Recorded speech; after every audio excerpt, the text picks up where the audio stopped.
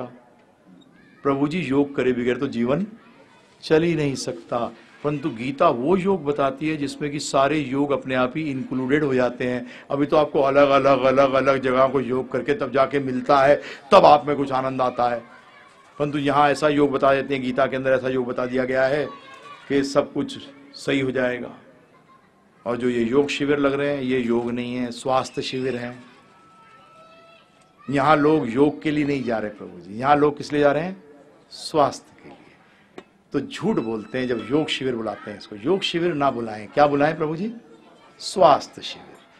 योग का मतलब तो भगवान से जुड़ना है। वो तो मेरे ख्याल से जो खुद बता रहे हैं उनको भी नहीं पता कि भगवान से कैसे जुड़ना है। और कृष्ण भगवान को योगेश्वर कहा गया है,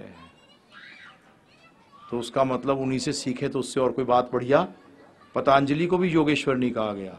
योगेश्वर किसको कहा गया? कृष्ण भगवान को।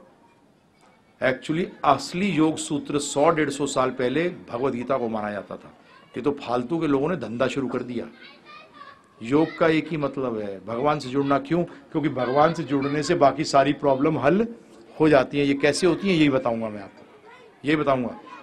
ध्यान रखिए, गीता के अंदर आपके साथ मैं प्रैक्टिकल एप्लीकेबल बातें कर रहा हूं, आज भी कर रहा हूं। मंदिर जाने से क्या लाभ, कैसे लाभ निकालना। आप लोगों को ये भी नहीं मालूम कि मंदिर जाके लाभ कैसे निकालना। एक्चुअली आपको तो ये भी नहीं मालूम कि भगवान से मांगना क्या है। आज प्रॉब्लम तो ये आ गई कि आपको ये भी नहीं मालूम कि भगवान से मांगना क्या है। और अगर मालूम भी पड़ गया क्या मांगना है तो एप्लीकेशन करना नहीं आता। राशन कार्ड चाहिए, पासपोर्ट ऑफिस जाके एप्लीकेशन लगा रहे हो, क्या होगा? है प्रभु जी, मिलेगा? भगा दिए जाओगे। और हमने ज्ञान की बात करी तो हमारे शास्त्र बताते हैं कि जो संस्कृत के अंदर ज्ञान को कहा जाता है प्रमा। क्या कहता है? प्रमा। और उस प्रमा को प्राप्त करने के तरीके बोलते हैं प्रमाण। जो प्रमा को प्राप्त करने का तरीका है उसको क्या बोलते हैं? प्रमाण। समझ गए? सरल। संस्कृत में ज्ञान को क्या बोलते हैं? प्रमा। और उसको प्राप्त करने के तरीके को क्या बोलते हैं? प्रमाण। तो अब ध्यानपूर्वक सुनिए, प्रमाण वो है जिससे कि सत्य को जाना जाता है। अब एक चीज समझ लीजिएगा, सत्य कभी कड़वा नहीं होता। आप कहोगे हमने तो ये सुना है कि सत्य कड़वा होता है। नहीं, सत्य कभी कड़वा नहीं होता, क्योंकि सत्य दूसरा नाम है कृष्ण। और कृष्ण कभी कड़वे नहीं है, क्योंकि वेदांत सूत्र कहती है आनंदमयो अभ्यासात, के भगवान तो आनंद के पुंज हैं, तो कड़वे हो कैसे सकते हैं। आप कहोगे फिर प्रभु जी सत्य कड़वा क्यों लगता है? सिंपल उदाहरण समझिए। व्यक्ति बहुत बीमार है प्रभु जी, बुखार से पीड़ित है, 10-12 दिन हो चुके हैं बुखार चढ़ते लगातार लगा हुआ है। उसके सामने आप 56 किस्म के बहुत बड़े व्यंजन देते हो लाके, वो खाएगा, उसको अच्छा लगेगा खराब लगेगा? व्यंजन खराब है कि उसमें गड़बड़ है? और वो क्या कहता है? खाना बेकार है। आप समझ जाते हो खाना बेकार नहीं, ये बेकार है। इसी तरीके से हम अभी बीमार हैं, इसलिए हमें सत्य जो है क्या लगता है? कड़वा लगता है, जबकि सत्य कड़वा नहीं है। क्लियर हो गया? जब व्यक्ति को पीलिया होता है, जब उसको मिश्री खिलाई जाए, गन्ने का रस खिलाई जाए, तो उसको वो कड़वा लगता है। परंतु डॉक्टर कहता है इसको यही खिलाए जाओ, यही खिलाए जाओ, क्योंकि इससे क्या होगा, एक दिन इसको इसी से सुधरेगा और यही चीज इसको मीठी लगने लगेगी। जिस दिन समझ लो उस दिन बीमारी जो है वो कम होने लगे। इसी तरीके से ये ज्ञान है, इसी तरीके से भगवान का नाम है। शुरू में बड़ी मुश्किल होती है प्रभु जी, क्योंकि हम इतने ज्यादा पीड़ित हैं इस रोग से, भव रोग से इतने पीड़ित हैं कि हमें नहीं। और अब मैं बोलूंगा कई चीजें, ध्यान रखिएगा। हमारे गुरु महाराज श्रील प्रभुपाद जी ने हमें आज्ञा दी थी कि सत्य बोलना सिर्फ लोगों को अच्छा लगे या बुरा, क्योंकि डॉक्टर नहीं देखता कि व्यक्ति को चीरा लगाने से अच्छा लग रहा है या बुरा। जब चीरा लगाना है तो चीरा मतलब समझ गए, काटना। अगर पेशेंट के लिए अच्छा है तो वो ये नहीं देखता कि पेशेंट उसको गाली दे रहा है या क्या दे रहा है, वो तो काट लगाता है। तो प्रभुपाद ने कहा साधु का दूसरा नाम है डॉक्टर। साधु का दूसरा नाम क्या है? डॉक्टर। और डॉक्टर का काम जहां जरूरत पड़े वहां चीरा लगाओ।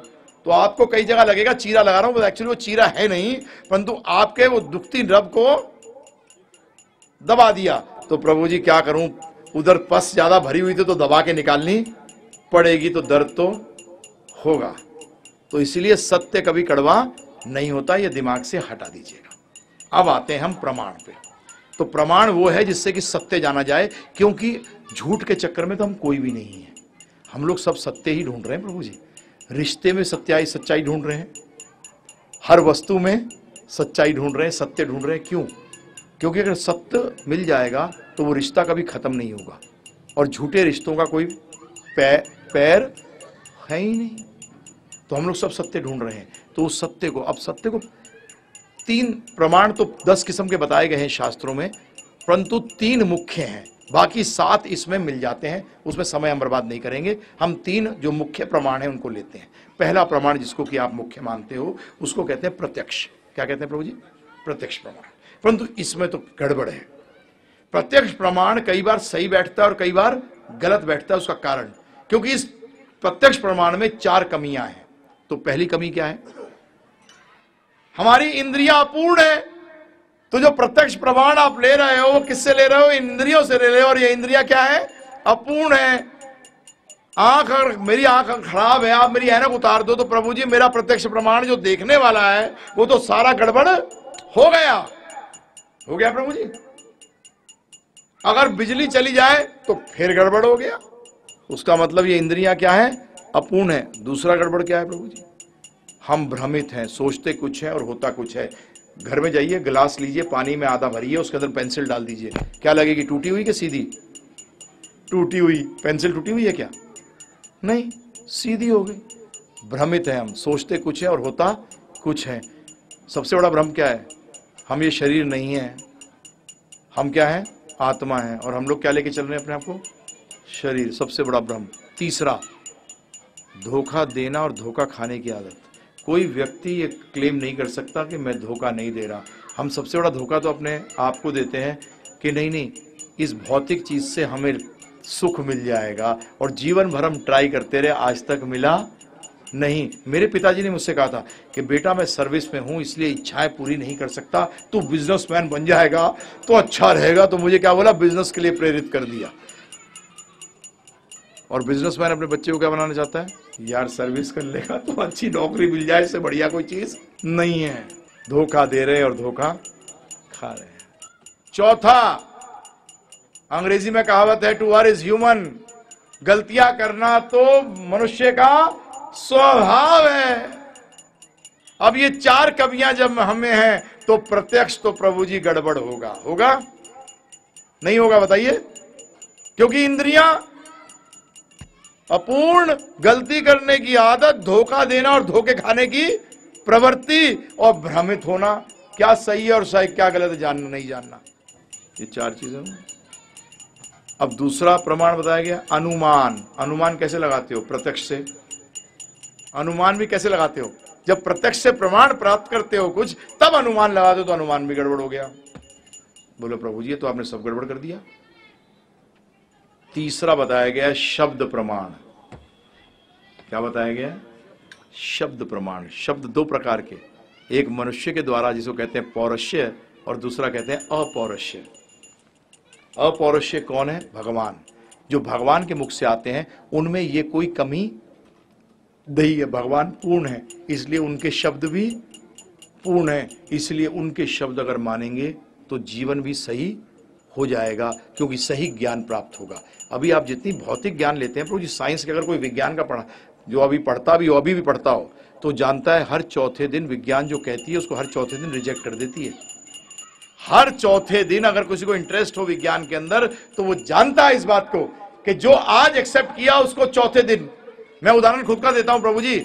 मेरे पहले पेट में दर्द होता था, बच्चा था बचपन में, तो मुझे बरालगन बताई गई लेने के लिए, बरालगन लिया करो। और आज 10 साल पहले क्या बोल दिया प्रभु जी? बरालगन तो जहर है। मर गया मैं तो। डॉक्टर ने पता नहीं कितनी खिला दी मुझे, और आज बोल रहे हैं वो जहर है। हमारी कितनी दवाइयों के साथ ऐसा होता है प्रभु जी? होता ही नहीं होता? बताइए कितनी दवाइयों के साथ ऐसा होता है। इसी तरीके से विज्ञान की थ्योरियां हैं, थोड़ा सा दिमाग लगाइएगा। थ्योरी का मतलब होता है जो अभी सिद्ध नहीं हुई। ध्यान रखिएगा, थ्योरी का मतलब है अभी सिद्ध नहीं हुई। और विज्ञान 98% थ्योरी है। जो नियम है ना, लॉ जिसको कहते हैं, वो तो भौतिक है सिर्फ। गुरुत्वाकर्षण की शक्ति, ये किसके द्वारा है? भगवान के द्वारा। बाकी तो हम लोग क्या कर रहे हैं?